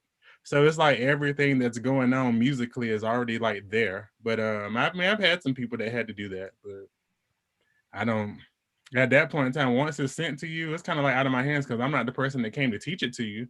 So I can use Andre King, for example. Andre King, I wrote drill for him for years at Kinston High School. He never marched a complete drill of mine. It was changed at some point in time. And I mean, you know your groups, and you know when you get to that point of you need to do this or you need to do that. And I mean, at that point, you got to do what works for you. Now you might make some people, I mean, I haven't seen nothing where I just saw like it was just like horrible or anything like that. But yeah, but I do appreciate that. And again, to piggyback off of what Professor Chalmers said, all of that and what you learn as a music educator, and notice that I say as a music educator, I never really did the term band director, because even when I said I wanted to be a band director, I said I want to be a music educator. But you have to educate yourself on so many things. And all of those mechanics that you learn into really sitting down and interpreting a score. Like I never knew what it was like to really mark up a score until I used to watch my band director just really just marking up scores. I mean, them things would be marked up. And so in high school, when you get in leadership, and all of you have been in leadership, especially as drum majors, and I've done all of that, sitting down and as a drum major, and you have a scorebook and you having to flip through all of this stuff, and you have to understand that. So that sparked in my head. And also with the drill design, I need for all of this to happen, and I need for this to be happening. So I need to study this score. So I'm not just saying, well, hey man, how many counts is the arrangement? And I'm gonna write you a drill. So if I asked you for some counts and you go out there and you do a drill, I'm gonna have everybody everywhere, because I don't know what the song sound like. You just told me that the song was 264 counts. So I just went out and gave you a drill, and it did you a disservice. And so always remember, when you're designing, keep that in mind, that you want to be a service to making everything, enhancing everything. You don't want to take away from nothing that you're doing. You have a beautiful arrangement that's being deflected by something else because you didn't think enough of to stage the woodwinds here or stage the trombones here while they were playing the melody or having that. You got them somewhere facing the back and you can't even hear it. It's all about making sure that all the parts get to where they need to get to at the right time and making it happen. But it comes with immense score study. Like yeah, Gary, I want to just personally thank you. I've been doing it in North Carolina for a long period of time, and I know I can always call on you for any help and advice that you would provide.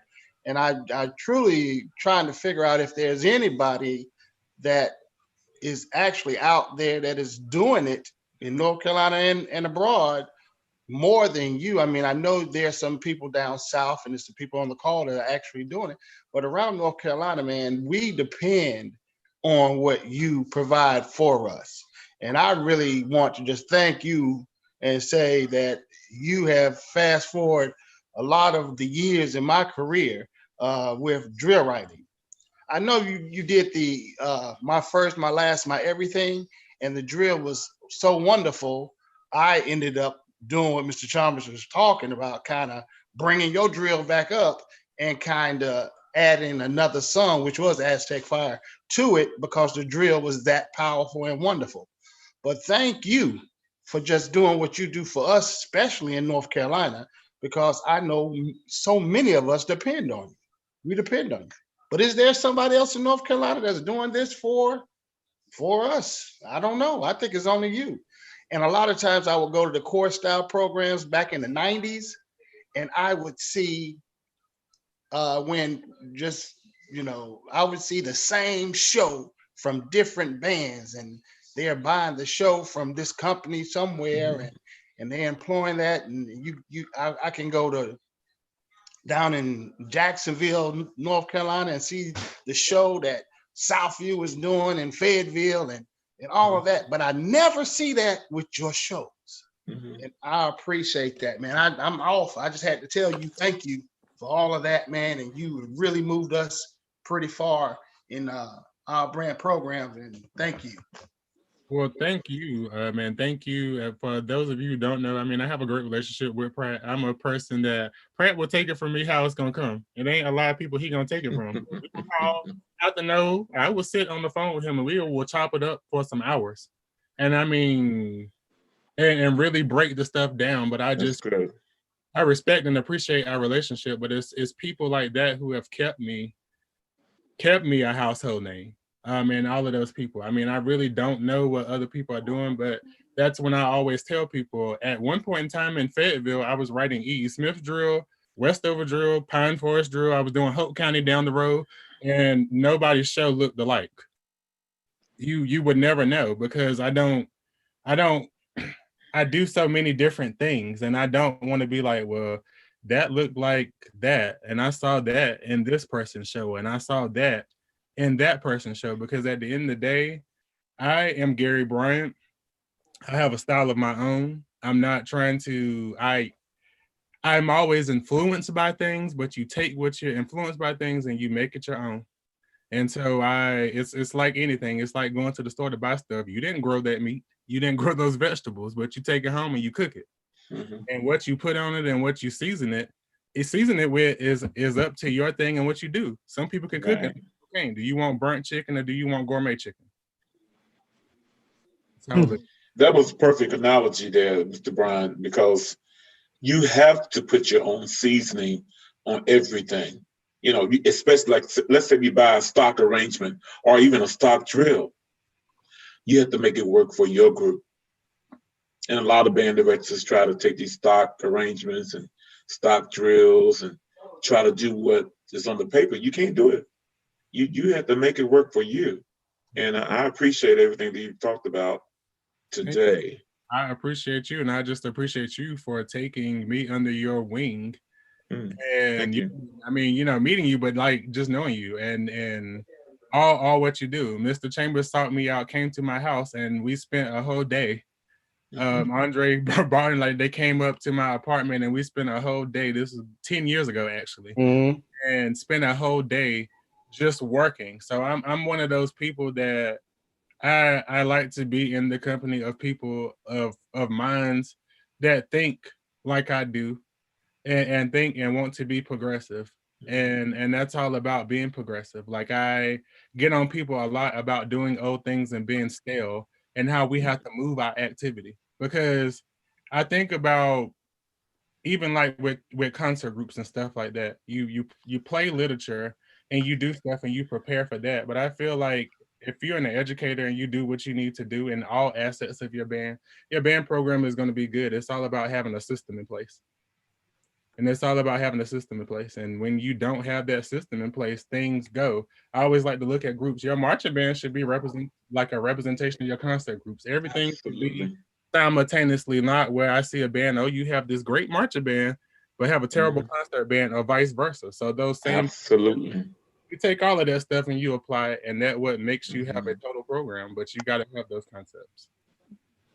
It just comes with those things. And for you young folks out there who are coming through the ranks, just really be a sponge with these people that you have around you, and go sit in their band hall sometimes after COVID.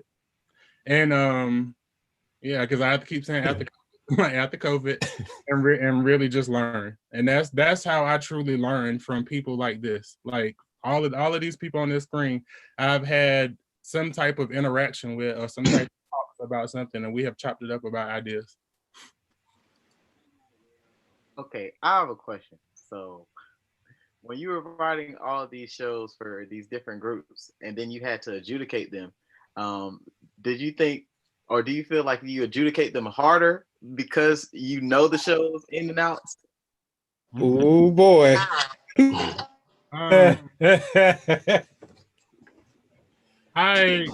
That's a good question. Especially if you've been in a box with him. Absolutely. What y'all not gonna do is come for me.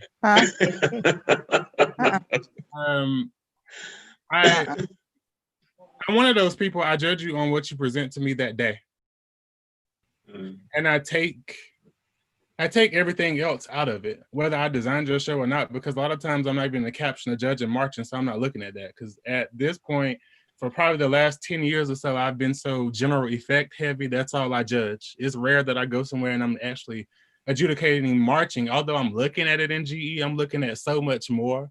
And I get nitpicky on so much more. Now, there's some stuff that I will say to my colleagues that I know personally, that I will call them personally on, because I still at the end of the day, I have to keep in mind that students are listening to my tapes, although they can be very brash sometimes, because I'm going to tell it like it is.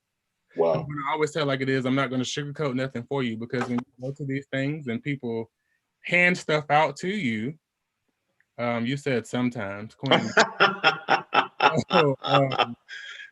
I mean, well, all the time. I mean, it is what it is. But I'm one of those people. I want you to know, so you're not lied to and something's misconstrued to you when you go somewhere else, because you can go to other events hosted by our people of another persuasion, and they'll tell you all and be rude about it. I'm going to be real to you, and I'm going to still go down to you and shake your hand and talk to you about what's been going on and what. And you're truly making bands better. Yeah, you have to. I mean, you have to. Pratt, for example, I wrote something on his sheet and he used it as a teachable moment. He put it on his bulletin board on the board. I mean, I told him, I said, this performance was very dirty. I didn't say anything about them being a bad band. I said it was very unfocused and very dirty, but I also went into why it was that when I talked on the sheet, and he called me and we had a conversation. He wasn't mad at all. He said, I put that thing on that board and they cut them like a knife. And they got their act together, because I looked at it. I'm one of those people. I look at you when you're coming out, and already I knew that they were not focused coming out. When they were at parade rest, everybody moving around, scratching. He's in his zone, getting ready to go off and sit and observe the show, but everybody's just kind of looking around. And I already knew then that you were not focused and ready for the drum major. As soon as they call you to attention, you have people doing all of this stuff. So at that point, I'm really just wanting all of our groups to be great. And we won the very next competition. After that, me writing that on the board. Thank you again. Hey, Gary drew a flag the correct way it was supposed to go on the pole on the back of my sheets for like an entire month. I think it was for like a month and a half. And that was the first thing he said. Chuck, the flags are on backwards again. Chuck, the flags are on backwards again. But you guys, as directors, you know, that might be, I don't know, one of the last things you might think about. You hope to have everybody in place that can do those detailed things. But as a director, it's your responsibility. So he definitely drew a flag the correct way it's supposed to go on. So, you know, one practice, we had a sectional, myself and the color guard, and we put the flags on right. Because I got tired of getting points off for like an entire month for the same thing, you know, so I appreciate that. No problem. I mean, we have to build a culture here, because you think about it, about these high school students who are the next generation of our college bands, and why our college bands are getting so much weaker than what they used to be. You know, this is not like back in the day when you look at a band and everybody came in and it was like all hardcore, roof. You're dealing with a very sensitive climate now of kids who have all of this technology and everything at their hands. And so when I don't have my way and I want to throw a temper tantrum, I'm going to run home and I'm going to tell mommy. Well, that don't really work like that in college. I mean, I see now when these kids travel to college, they have their parents calling the college band director like this is middle school and this is high school. When you're there, you have to do a job. So even when I'm in that adjudication box and whatever I'm adjudicating, my responsibility is to, at that point, I deconstruct all of that stuff and I'm putting it back out there for you, because I'd rather you hear it from me and I tell it to you honest, and I'm still going to be very professional about it, versus you going to somebody else and they tell you and they're going to be rude about it. They're going to destroy you, and then you don't have a score at all to represent all of that. So I just really, we have to keep our culture as vibrant as we can, with the integrity that we supposed to have. I mean, amongst like all of this, all of these changes in the generation, because we've seen it change. So that's just really why I do what I do. Gary, quick question, man. What's some ideas or some tips for putting auxiliary in places to accent the music, as well as going on with visuals? So that's a big question, because a lot of people really struggle with staging their auxiliaries. And a lot of times it comes from, when you think about band, auxiliary back in the day versus now, totally different. And there was a lot. And when you look at drills and you look at them from the 70s and 80s, especially like in drum corps, it was a lot of framing. So we got in a whole framing state of mind. Well, now everything is so integrated, and you really have to, it's like you being at, or you're going to an event and you got all of these components that have to show up, and everybody don't show up on the field at the same time. And that's like how I watch a lot of these shows. You have these groups that are out, and you watch the horn line move, you have the drum majors in the area, watch the percussion move, and then you have the auxiliary, but none of them they never meet up at the same time. So you really have to also sit down, and this goes back to the people who designed for the auxiliary. You have to really design a program that's with the music. Again, that goes to music study, with you creating your routines and creating the flag work and all of that stuff, and thus the placement. You start thinking about how, let me go back. So when you look at that stuff, a lot of times, like band directors, start going and looking at what your auxiliaries are doing while you're writing your drill, so you know.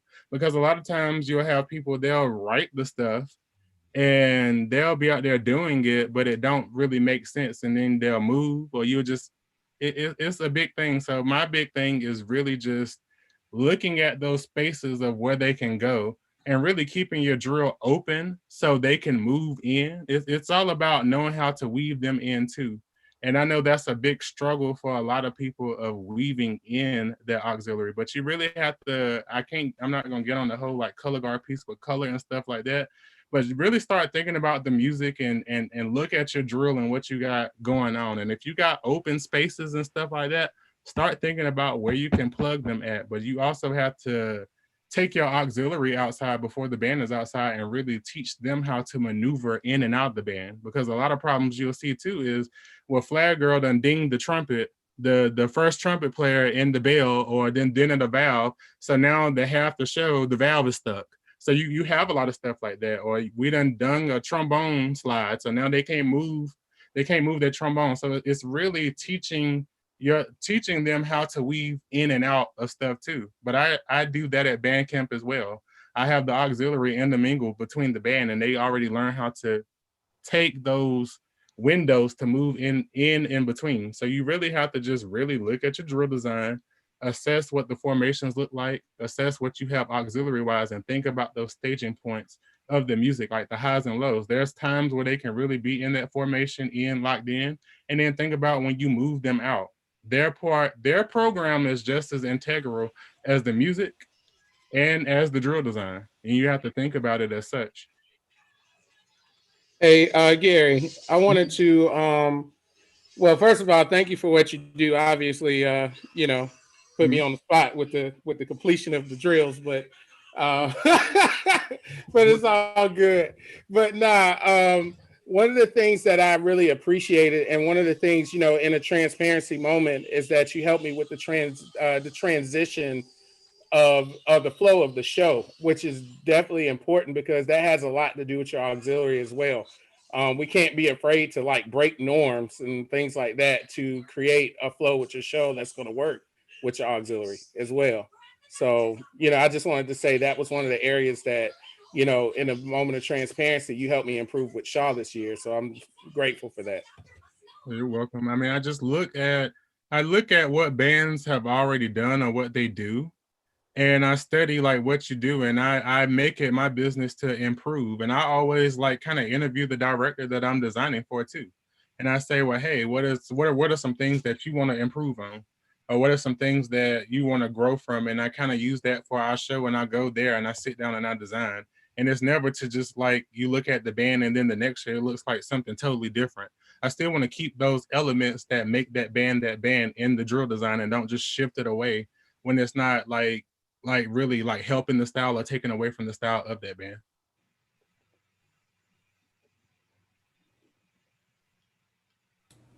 Okay. All right. Does anybody have any final questions before we give a couple acknowledgments?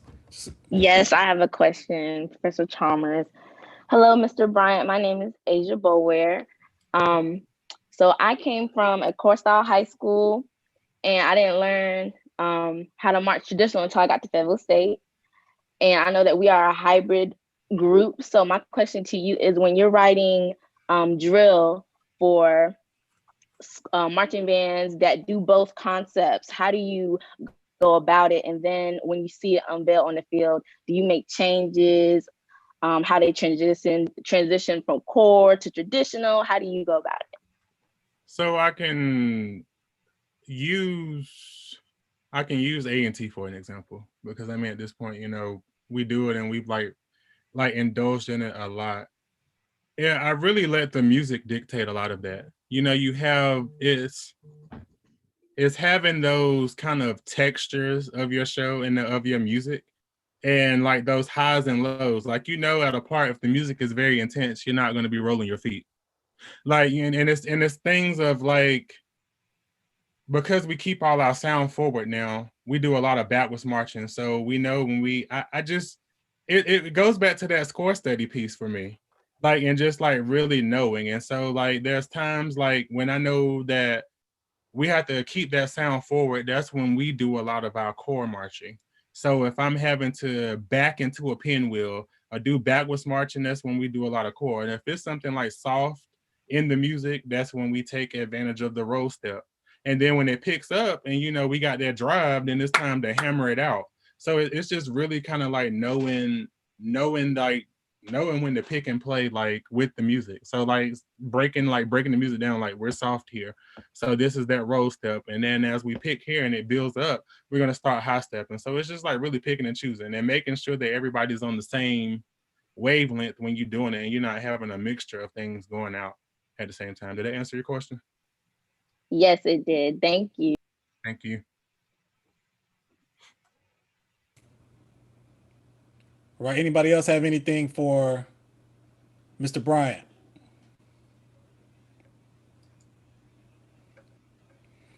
All right, I want to give a couple acknowledgments. One thing that the musical expression series values is appreciation, and appreciation not just for our clinician, but also appreciation for those that come on and support what we're doing and support our students. So of course, it's shout out time. First of all, let's see. We appreciate the support from Ms. Reed. Appreciate you, Mr. Andre King from Shaw University. We appreciate you, sir. Brandon Jones. Let's see. I see brother Brian Wiley on here. Appreciate your support. Mr. Dominic Hunter. Mr. Dante Douglas. Let's see here.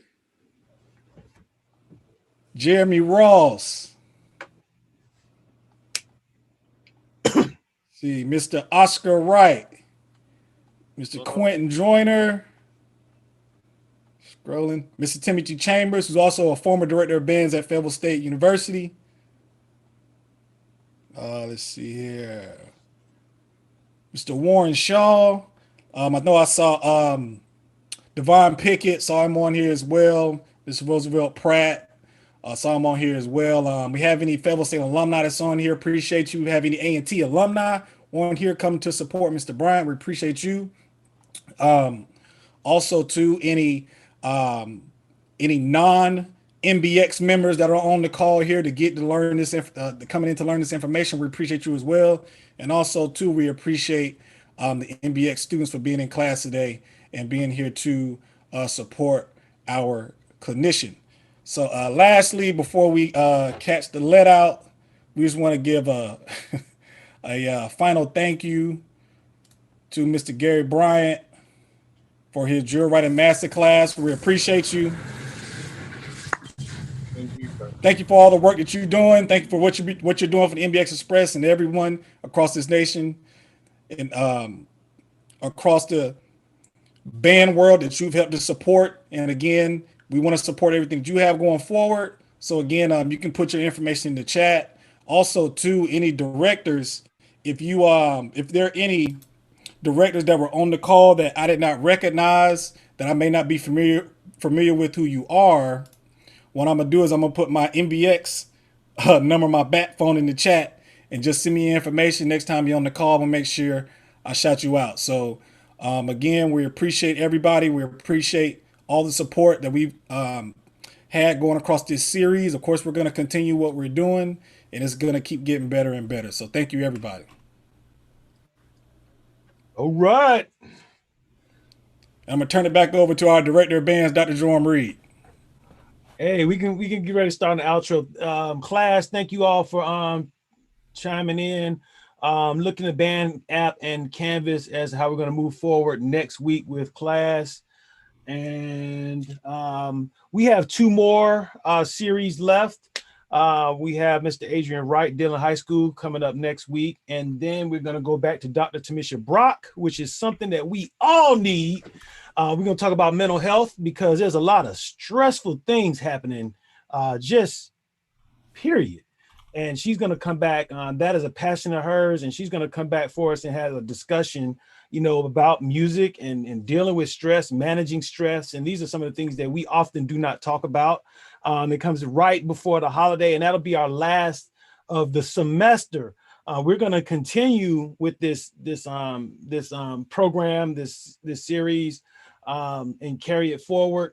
Over the holidays, it'll probably be more in a relaxed style because students will be out of school, but then we're going to pick it right back up at a faster pace in the spring. So for those who've been supporting, for those, I think we had over 10 watching live on YouTube.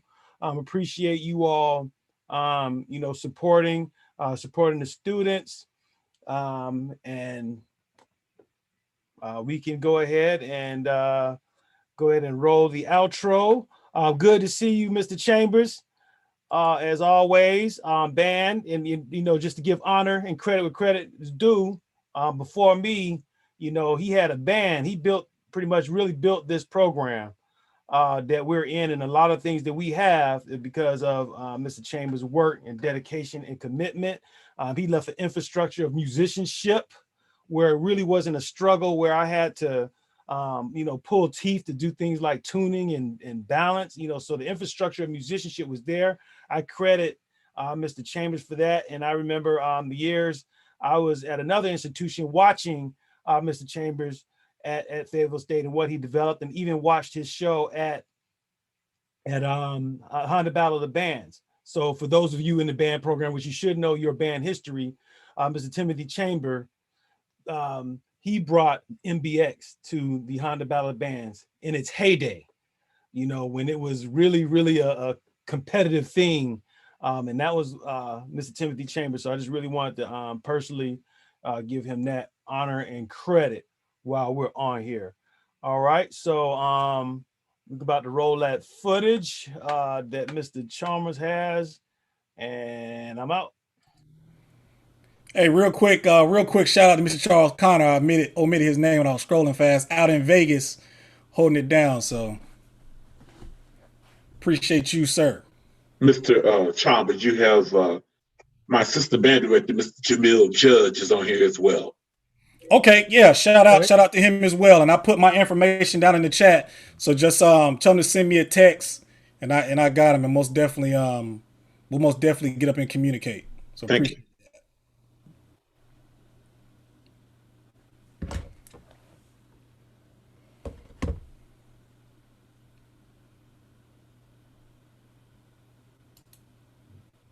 You did the outro? Yeah, I did the outro. Yeah, I just did that. That was the thing. Okay, well, bye. Edit this out. Yeah, I did the thank you outro before. Check. Bye. Hey, appreciate everybody though. Y'all take care. Yeah, be safe. Be alert. Y'all take it easy. Y'all take it easy. Make sure social distance, mask, all that good stuff. Yeah, take care of yourself. Be safe, everybody.